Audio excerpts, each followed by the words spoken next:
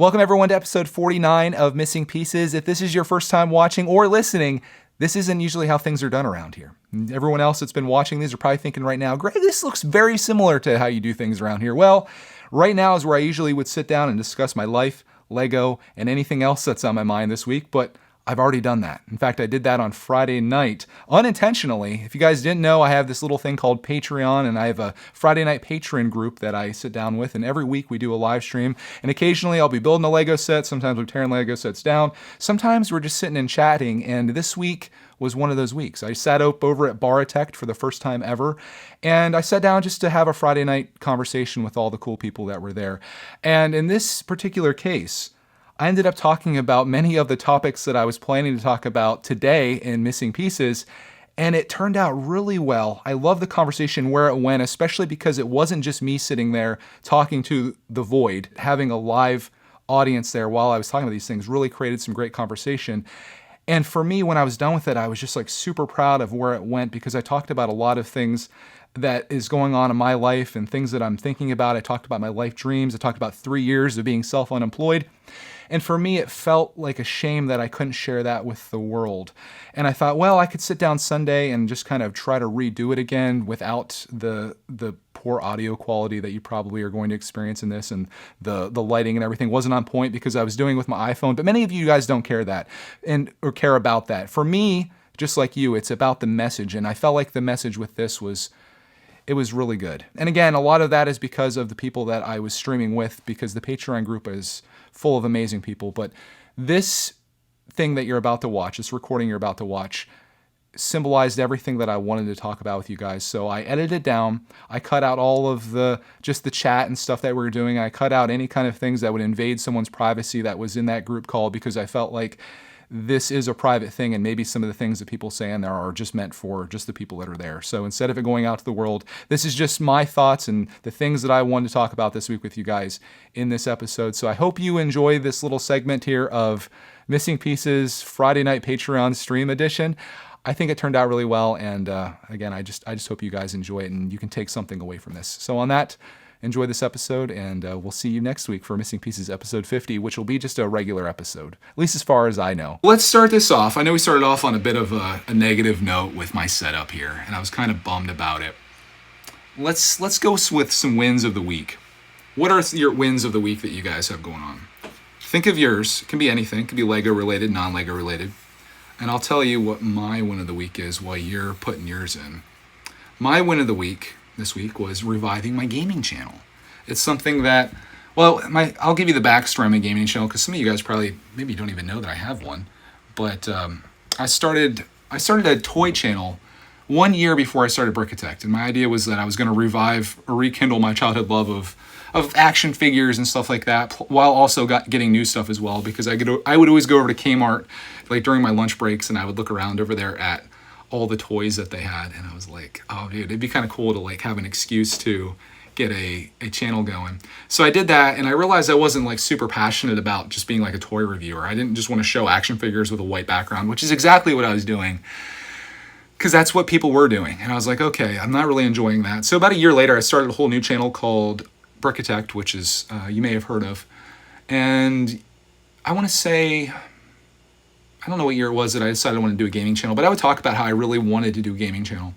And I had people like ask me, when are you going to do it? When are you going to do it? And I was like, I'll get to it. Then there was a guy in one of our live streams. I was streaming on Brickitect Live. I think it was 2018. And he did the greatest favor for me that anyone has ever done. And he told me that I'm not going to do it. I'm not going to make a gaming channel. It's not going to happen. And that's all it took. I was like, you know what? Nothing motivates me more than proving someone wrong that says I can't do something. So that very day, I started a gaming channel. And what I did is I revived my old toy channel. I brought that back from the dead, renamed it, what was the name? I changed it since then. Games with Greg, which I thought was a good name at the time. So I named it Games with Greg, and then we started gaming on there somewhat consistently, and then on and off and whatnot. And it went pretty well. I have almost 6,000 subscribers over there. But earlier this year, when I got my new computer that you were just listening to that was sounded like a rocket ship about to take off, I tried setting everything up the way I had it before with YouTube and streaming on YouTube. And for some reason, I wasn't able to make the connection between my streaming service and YouTube. So I ended up switching over to Twitch. And in doing so, I couldn't be Games with Greg anymore because, as you can probably predict, on a site that does nothing but streams games, somebody with the name Greg obviously came along at some point in Twitch's history and said, I'm going to be Games with Greg. So I was like, what's my new name going to be? And I came up with the name brickitect because it fits in with the brand of everything we do. And it's like brickitect. I was going to do gamesitect or gameitect, but the spelling on gameitect was just super weird. It was going to be GAMEITECT, which is just odd. So I did brickitect, and I was streaming there a little bit in the like winter/spring, and then summer came, and that kind of went by the wayside. But now it's like school's starting up again, and I'm trying to get these different schedules going, and it's something that I want to do. Like, I've been really interested in playing games again because it's been like a huge passion of my entire life, as you probably know. And I started doing it again this week. In fact, it's even better because I started the week streaming on Twitch, which I've never really loved because I have 5,000 or 6,000 subscribers on YouTube on my gaming channel, and on my Twitch channel I have like 200 and some followers. I found out the hard way, or the easy way maybe, that it's very difficult to get people to switch platforms. It's so hard to tell people like, hey, I know you love being on YouTube and the games and all the stuff you see here. How about you come over to Twitch and we do it over there? Nobody does it. Nobody wants to. So just this morning I did a test where I used Streamlabs OBS, which I tried once before and had issues with the audio syncing up. Like, I would shoot a gun in a game, and you could see, basically you could hear me say, I'm going to shoot a gun. I shoot the gun, and you see the gun shoot, and then like 2 seconds later you hear the gun shoot. And I was like, it's not going to fly. So I was using this other janky software, but today I used Streamlabs and it worked flawlessly. So I'm back to streaming on YouTube. I streamed a game of Minecraft today with Clarkman where we're working on building in creative mode, and I think I'm just going to start doing it. My goal is to stream every single day on there. And financially, I have a goal. Right now, the channel is actually doing okay, I guess. It earns about $30 a month as passive income. Like, I haven't done anything on there, but just because I have so many videos out there, it just kind of grinds away.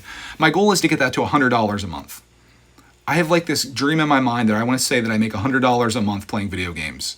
Not something most people can say. And I don't want to do it because not most people can say it, but I want to do it because I think it's epic. It's awesome.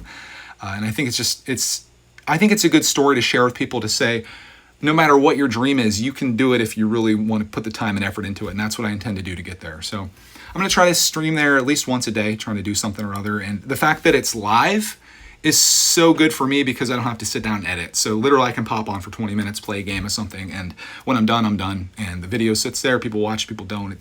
It can be whatever it is.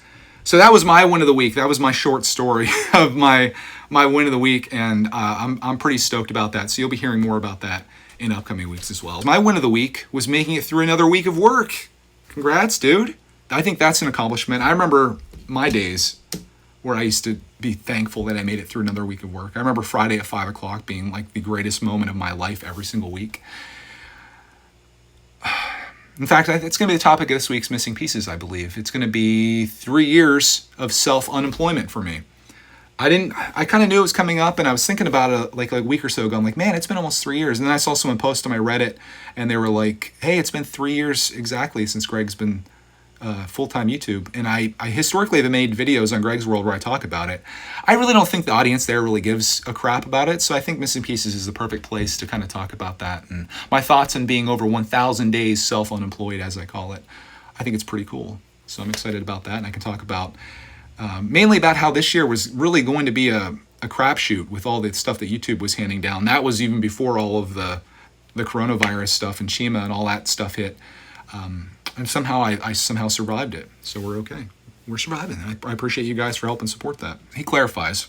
He says, I do enjoy my work, but being a small business owner managing 15 employees can get crazy at times. Just need to recharge over the weekends.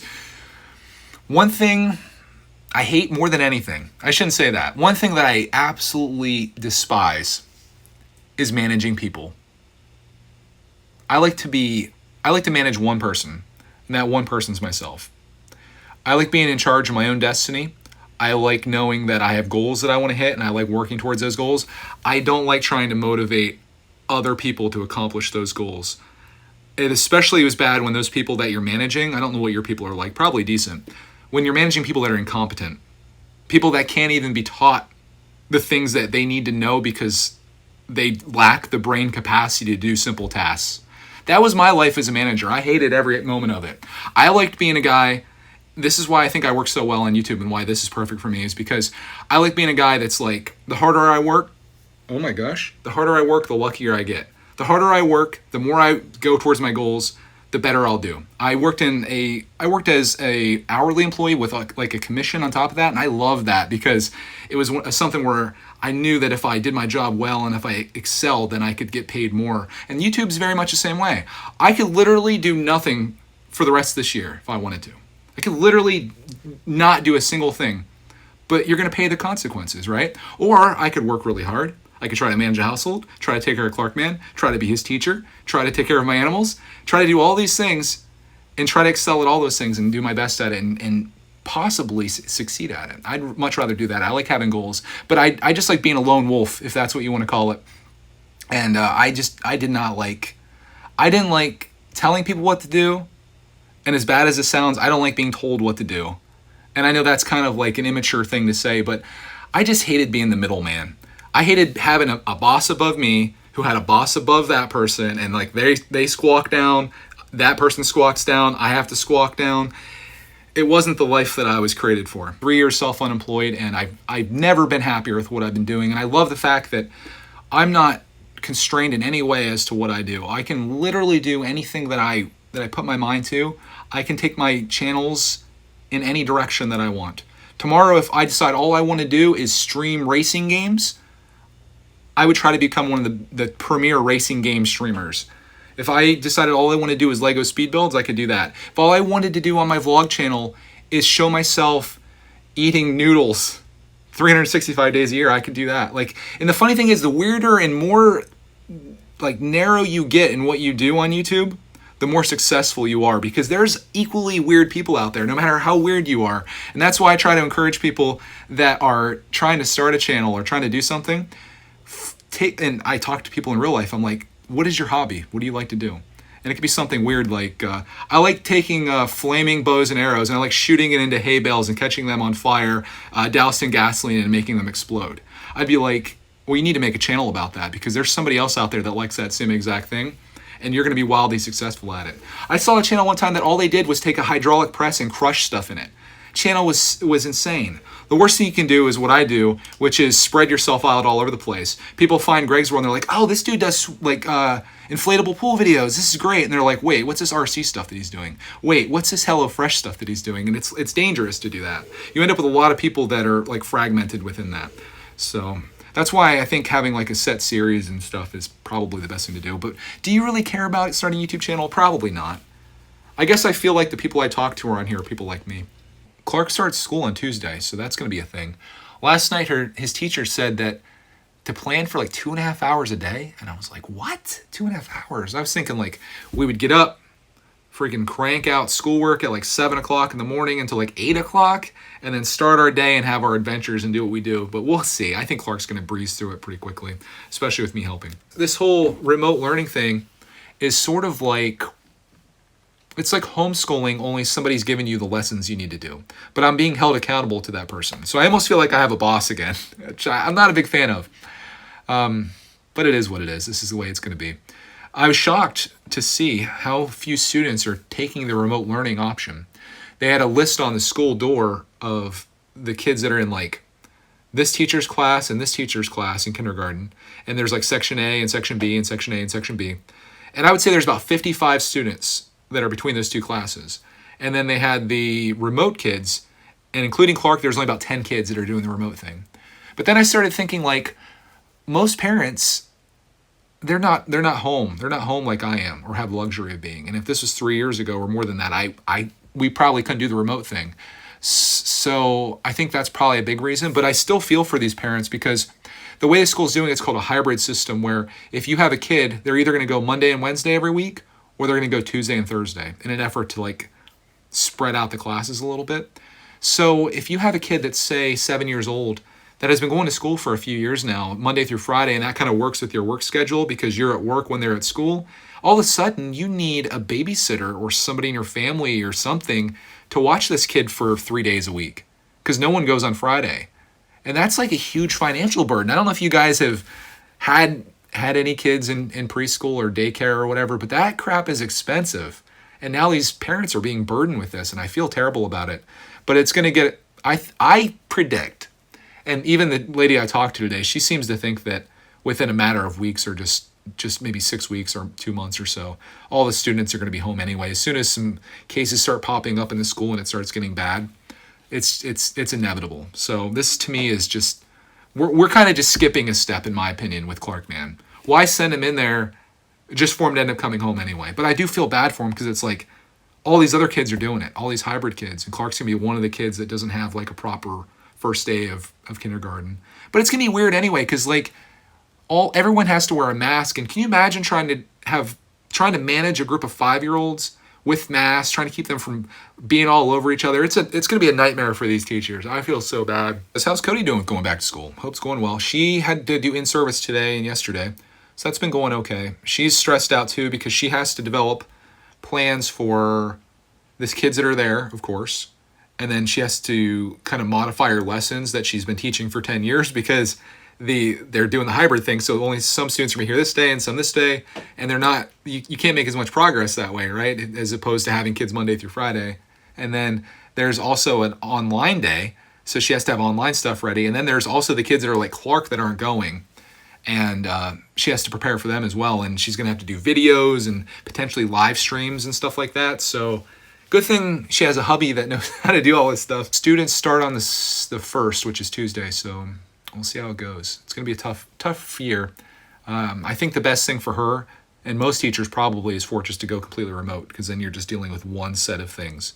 But the weird thing is the teachers still have to go to school on no matter what. So even if all the kids are remote and there's not a single student in the school, all the teachers have to report there each day as though there is. I guess maybe to keep them accountable, so they're not just sitting around all day at their house or whatever, to avoid distractions with their family and stuff. But even that I think is kind of rude, because it's like, okay, all the students are remote. There's no one in the school. What if you have a kid that's home? Like, wouldn't that be nice if you're a teacher, if you could be home with that kid during the day that got sent home from school, this very school that you go to? I don't know. It's just weird times we're living in, man. He says, I hate Chima. I agree. I like the Lego stuff, I suppose, just fine, but not this. I feel like it's robbed me of a lot of memories this year. Vacations that we didn't get to take in time, but I have no regrets about this summer. I made a lot of good memories with Clark, man, like going out and running RC trucks and stuff. It was kind of, that whole hobby was kind of just a side effect of Chima, basically, because otherwise, I don't know if we'd have been doing all that, but it was like, hey, why not, right? We're doing this. We have nothing else to do. Let's go run some trucks. No one else is around anywhere. And that's been fun. Discovered a really fun hobby. I wish I had the opportunity to have all of the awesome trucks that I have now when I was a kid. I remember just having like this one that I really loved. But man, if I could go back and have all of these awesome opportunities that Clark has now, I'd be pretty pumped. I just really need to balance that line between like Clark appreciating these things, because I have memories of things that I had when I was a kid that like really meant a lot to me. And I don't know if Clark's gonna have that, like in Lego. Like I remember like individual Lego sets that I had. I remember like certain pieces from those and the minifigs and stuff. We do so much and we get so much that I don't know if Clark's gonna have a similar experience. RC trucks. How many trucks do we have right now? Like I have more trucks in the last 3 months than easily than I had my entire life. So I gotta make sure he appreciates these things. I try to explain to him how we acquire these things too. I'm like, these videos that we make, lots of people watch them and enjoy them, and we use the money from that to buy these, and that's how this happens. And like this YouTube thing that we do, all this time that I spend editing and making videos, and all it, like the times you see with my camera, that's the reason we have this opportunity to be together. And if it wasn't for this, we wouldn't have that.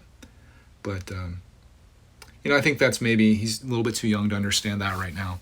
I don't know if he really knows that. I guess he does know that these videos are going out to the world because he watches them. He goes back and watches our videos, and he watches other videos too, so he must understand that. Plus he talks to people through live streams and like our friend group and stuff. So I don't know.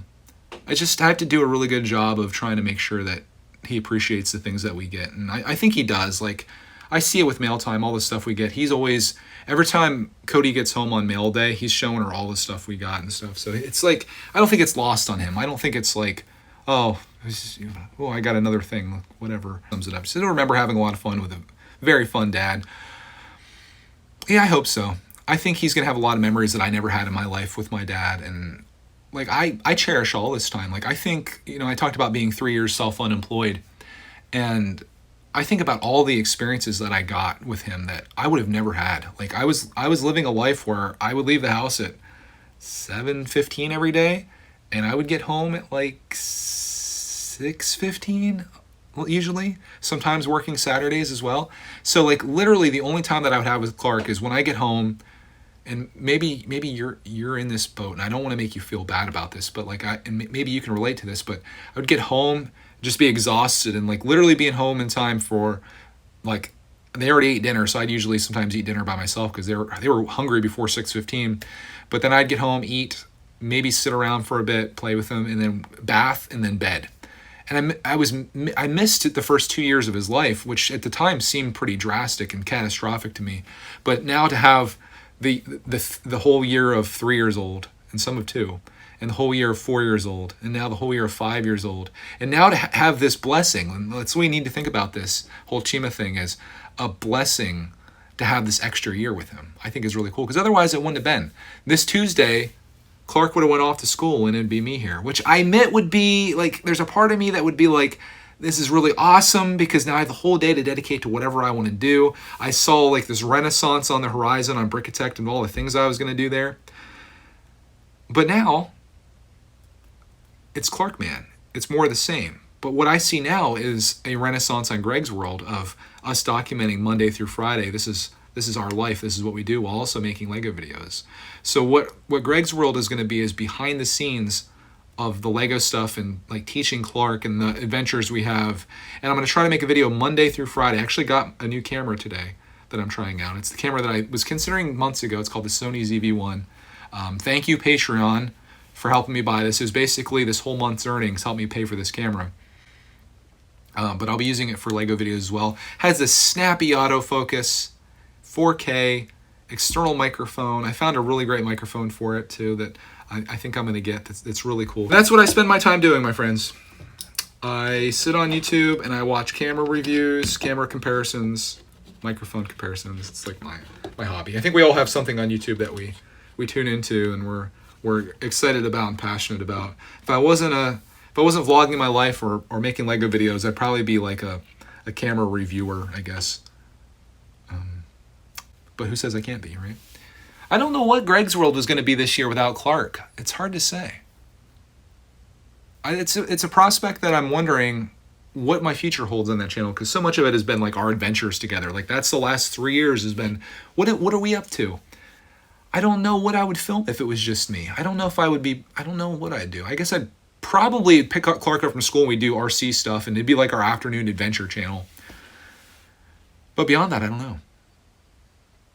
I guess I could tell you what my long-term plan is on there. Being that I'm 3 years unemployed now, I could tell you my long-term idea for Greg's World, or like my vlogging or my life in general.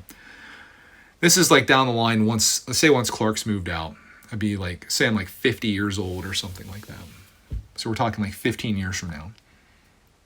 I have a dream of saving up money between now and then. It's a very long time. Investing it, I guess I could probably do okay. And what I'd like to do is buy a little micro farm and get a couple acres, maybe an old farmhouse that needs fixed up or whatever, that we could do that very easily.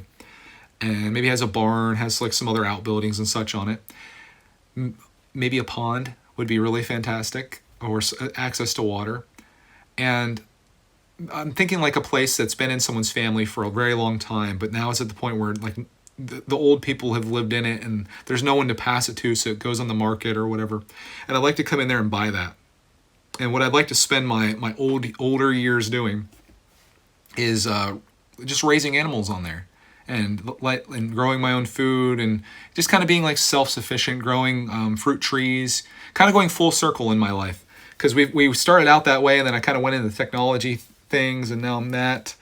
And with a kid, like that kind of works But like, I just want like kind of like a peaceful place where I can raise animals, grow fruits, grow vegetables, and have some ducks, have a little pig, have some goats, have my dog. Poor Roxy Bear, she won't be around for that one. But cats, rabbits, I don't know, you name it. I'm gonna have pretty much anything under the sun. And I thought maybe my channel would be me living that life and raising these animals and just kind of being at peace in the country. So that's kind of where I want to go. I've contemplated whether we should be living that lifestyle right now, but the one thing that holds me back from getting a ton of animals, including the bird that I want to get, is that I still want to do a lot of traveling. And I can't just have all of these animals and be like, okay, we're going to Yellowstone for 2 months. I need somebody to come here and basically live here with these animals. It's not easy. So that's why I'm thinking when Clark's all grown up, when we've had all of our travel adventures and all the things that we've done, that's like my life goal, I guess, at this point. And I can see it happening. I don't see any reason why I can't make that happen. I've got lots of time to find that perfect place. Even if I find it early, we could certainly buy it and then just pay the taxes on it and stuff until we're ready to make that move. Pretty much sell this place off and do a trade or whatever. Because I can't imagine the place I'm looking for would be that much more expensive than this. We don't need a giant house on it because it'd probably be me and the missus and whatever indoor animals we have. But I don't know. That's kind of like my dream. What are your guys' dreams? Where do you want to go in life? What's like your big plan? Maybe you're 50 now. Maybe you're 15. Like what's that thing for you? What is your farm? What is your dream? I guess it's important to think though, like there's a lot of things that you may want out there and you have these big dreams or whatever, but it's important to remember that where you're at now is a very good place. If you're sitting here right now on a Friday night and you're hearing my voice or seeing this image, it means you've won life's lottery. First of all, you were born. Second of all, you were born in one of the greatest times in human history outside of the Chima virus, but like a time when you don't have to worry about getting killed or like searching for food. You have electricity. You've got an internet connection. You assumingly have enough money to get by and pay for food. If you're a member of my Patreon, I would hope so. So it's important not to forget that things are good right now. If you don't have your own house or you're not retired in Napa, drinking a glass of wine that you grew yourself from grapes, or you're not living in your micro farm in Pennsylvania, you still have it good. It's still good. So, yeah, I guess on that, I don't have too much else to cover here. Again, appreciate you guys tuning in tonight. Hope you have a glorious rest of your night. Think about where you want to go in life if you haven't thought about that. And then ask yourself, what can I do today? This is how I always think this way. What can I do today to make a little dent in that thing that I want to get to later? Like what little thing can you do that just seems insignificant at the time but could turn into something big later? Think about that stuff all the time, and I hope you do as well. Thank you for the send off there. You guys have a great evening as well. And on that, we'll see you in the next stream.